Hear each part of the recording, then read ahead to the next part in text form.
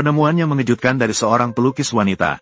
Xiao Shan sedang memeluk suaminya, menggoda dirinya sendiri, tetapi dia tidak berlari untuk mempertanyakan, melainkan dia dengan tenang mengambil kuas. Menggambar adegan ini menjadi sketsa. Setibanya di rumah, dia kembali memberi diri, menggambar potret besar untuk kematian. Hanya tinggal 4 hari. Saya sangat menantikan ekspresi Kimo saat melihat. Ekspresi saat melihat lukisan ini, pasti sangat mengesankan. Pada hari peringatan pernikahan yang kelima, istri yang seharusnya merayakan bersama, justru tidak datang. Hanya mengirim orang untuk membawa sketsa itu. Dan kabar tentang pergi ke luar negeri. Suami baru panik saat itu. Pertama kalinya mendorong Xiao Shan yang mengganggu. Menghubungi istri dengan cara seperti orang gila. Meminta maaf, tetapi bawahan tiba-tiba membawa kabar buruk. Istri dan 2 anak laki-lakinya, dalam perjalanan ke bandara, mengalami kecelakaan mobil. Semua tewas. Mendengar berita ini, suami terjatuh ke tanah. Hidupnya selamanya akan diisi dengan penyesalan. Tetapi dia tidak tahu, istrinya sebenarnya membawa anak-anak, memulai kehidupan baru, pernah menjadi pasangan teladan yang diidam-idamkan semua orang. Dari teman masa kecil hingga menikah dan memiliki anak, suami selalu sangat menyayangi istri, bahkan hampir mengorbankan nyawanya untuk menyelamatkannya. Istri awalnya mengira, tidak ada yang bisa menghancurkan kebahagiaan mereka. Hingga 1 bulan yang lalu, dia secara kebetulan menjumpai suami dan mahasiswi yang ia biayai, berselingkuh di dalam mobil. Saat itulah dia baru menyadari, seberapa dalam pun perasaan, tidak akan tahan terhadap berjalannya waktu. Dan godaan dari gadis muda, yang paling membuatnya jijik adalah, setiap kali suami pulang setelah berkencan dengan Xiao Shan, suami masih bisa berpura-pura penuh kasih sayang, bersikap manis dan perhatian kepada istri. Hal ini membuatnya tidak bisa membedakan, apakah cinta suami itu tulus atau tidak. Jadi dia memutuskan untuk pergi. Untuk itu, dia merencanakan rencana kematian palsu dengan cermat, untuk menghindari suami mengganggunya di masa depan. Suami datang menjemput wanita itu pulang. Sama sekali tidak memperhatikan area kerahnya, jejak lipstik yang sengaja ditinggalkan oleh Xiao Shan. Istri awalnya mengira itu tidak sengaja tergores. Namun baru saja naik mobil, dia sudah menerima pesan provokatif dari Xiao Shan.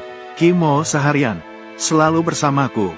Aku meninggalkan sedikit jejak untukmu. Apa kamu melihatnya? Percaya atau tidak?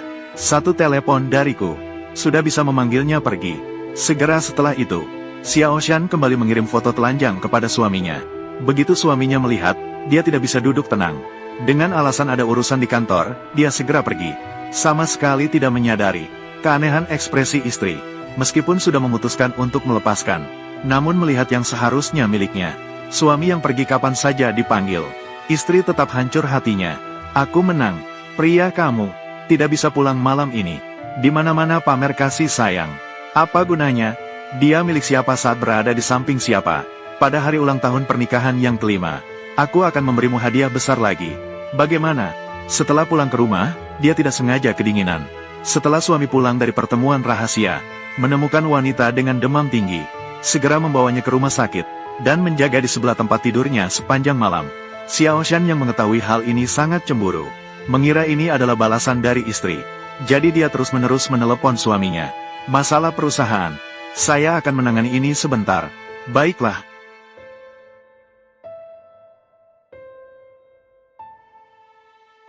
Jendela. Kenapa kamu datang? Kimo, jangan berisik. Saya benar-benar tahu saya salah. Cukup.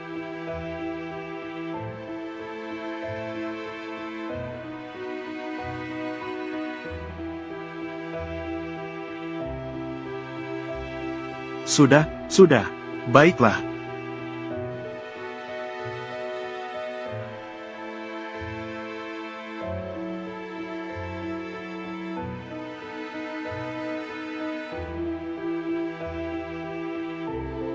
Provokasi dari Xiao Shan justru memicu semangat juang istri. Dia memutuskan untuk memberikan hadiah besar kepada pasangan ini. Setelah pulang malam itu, dia melukis potret besar lagi, membayangkan ekspresi suami saat melihatnya. Saat itu, kepala rencana kematian palsu menelepon, mengatakan semua persiapan sudah siap. Dalam 3 hari, mereka bisa melakukan pertunjukan terakhir. Untuk membuat pertunjukan lebih realistis, istri terus memainkan peran yang baik, bahkan mengusulkan untuk bersama-sama menjemput anak. Suami setuju sepenuhnya. Namun Xiao Shan menjadi lebih cemburu setelah mengetahuinya. Dengan sengaja meliput siaran langsung sarang mereka, tunjukkan kepada istri. Ketika menjemput anak keesokan harinya, suami memang ingkar janji. Telepon pun tidak dijawab. Istri tahu Xiao Shan sekali lagi berhasil. Tapi rencana berpura-pura mati tinggal 1 hari. Dia masih ingin memberi suami perpisahan terakhir. Jadi dia membawa anaknya ke kantor untuk mencarinya. Begitu tiba di kantor, bawahan langsung memberi isyarat. Suami sedang berciuman dengan Xiao Shan di kantor. Istri berpura-pura tidak mengerti dan pergi mengetuk pintu. Tapi orang-orang di dalam terlalu terbenam sehingga tidak mendengar. Akhirnya tidak bisa ditonton lagi. Asisten membawa kunci, memberikannya kepada istri.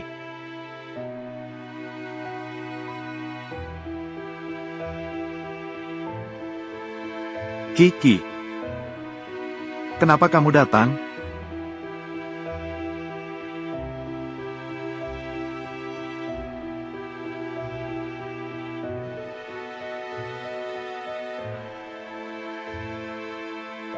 Kamu lupa menjemput anak? Saya datang untuk melihat. Apakah ada yang bisa dibantu? Tidak ada. Saya hanya sibuk dan lupa.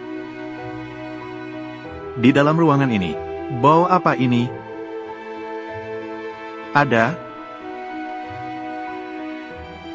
Ingat untuk membuka jendela agar berventilasi. Omong-omong, perayaan ulang tahun kelima. Ayo kita bertemu di hotel. Kenapa? Bukankah biasanya seperti ini pada malam sebelum pernikahan? Pengantin pria dan wanita tinggal terpisah.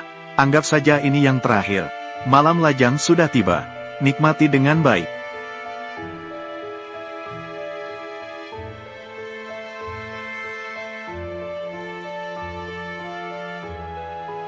Nyonya, Cheng Qingqing, aku sudah memperingatkanmu. Dalam bekerja harus ada batasan. Tadi kamu begitu. Kalau diketahuinya Kiki, aku akan membuatmu hidup sengsara. Tuan Qi, kita sudah baik-baik saja begitu lama. Kamu tidak benar-benar berpikir. Istrimu tidak tahu apa-apa, kan? Besok, kita akan bermain yang lebih mendebarkan di lokasi. Bagaimana?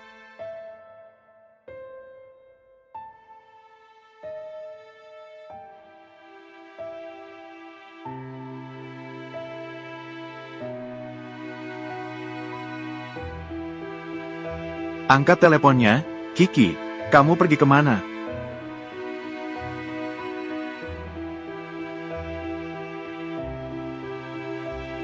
Tuan Qi, ini adalah yang diberikan oleh Nyonya untuk Anda.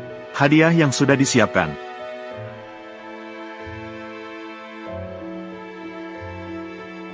Nyonya pasti telah menuliskan cinta. Semuanya di atas kertas surat. Betapa bahagianya, Tuan Qi. Segera buka dan lihat. Masih ada ponsel ini. Kemungkinan besar adalah catatan kecil dari Nyonya. Rekaman tentang cinta. Perayaan hari ini, kita akan disiarkan langsung secara global. Mari kita semua saksikan bersama kebahagiaan indah kalian berdua. Amo, maaf, aku tidak bisa datang. Surat perjanjian perceraian ditempatkan di laci samping tempat tidur. Aku sudah menandatanganinya. Sudah lama disimpan. Sangat disayangkan kamu tidak pernah menyadarinya. Aku keluar untuk menyegarkan pikiran. Kembali setelah beberapa waktu. Jangan khawatir, Cheng Qingqing adalah seseorang yang pernah aku kenal. Sponsor. Dia memiliki nasib yang baik dengan aku. Dia lebih memiliki nasib baik denganmu. Dia sangat mencintaimu. Kamu juga cocok denganmu.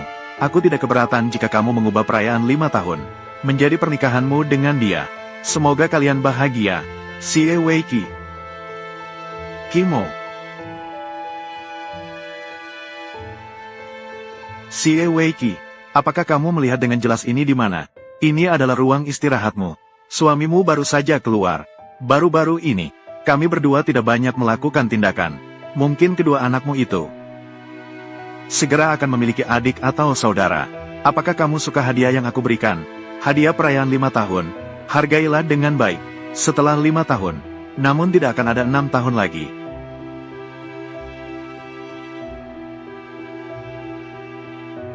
Sekarang, Sandu begitu angkuh. Apakah mereka berteriak untuk mengusir istri sah? Astaga, aku mendengar dari karyawan Qi. Kemarin, Nyonya Qi pergi ke perusahaan untuk menangkap selingkuhan. Mereka masih merasa aneh. Ternyata Cheng Qingqing mengirim video. Takut istri sah tidak bisa menangkap. Penyebaran asumsi yang wajar. Nyonya Qi melihat kejadian di tempat. Sebenarnya, Tuan Qi dan Cheng Qingqing, banyak orang di kalangan itu yang tahu. Tidak ada yang berani berbicara sembarangan.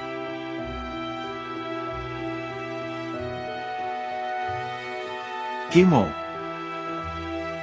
Sudah berapa kali saya bilang padamu, agar kamu mengerti posisimu. Jangan membuat keributan di depan Kiki. Ini adalah perbuatan baikmu.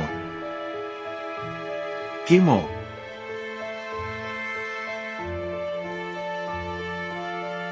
Menyalahkan orang lain atas kesalahan yang dibuat sendiri.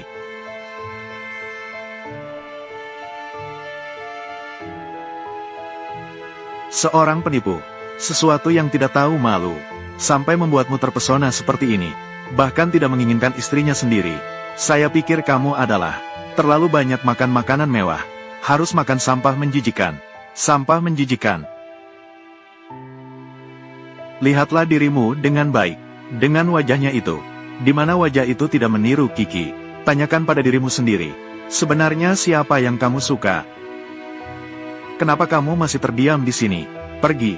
Pergi dan bawa kembali menantuku. Ayo pergi. Kimo, apakah Anda tahu kemana Nyonya pergi? Nyonya, sepertinya Nyonya sudah tidak ada. Sudah tiada. Apa yang dimaksud dengan sudah tiada? Ini adalah berita hari ini dari negara F. Dalam perjalanan menuju Kastil Selanggu, sebuah mobil kecil terjun ke jurang. Penyewa mobil adalah seorang wanita China, membawa 2 anak, mengatakan akan pergi ke Kastil Selanggu. Informasi penyewa mobil, Xie Weiqi. Dulu Kimo dan istrinya juga diadakan di Kastil Selanggu. Pernikahan abad yang diadakan. Apa mungkin?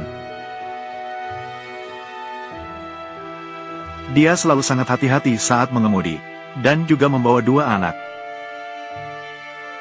Ini, ya, hanya kebetulan nama. Ya, sekarang saya akan pergi menanyakan keadaan kepada polisi setempat.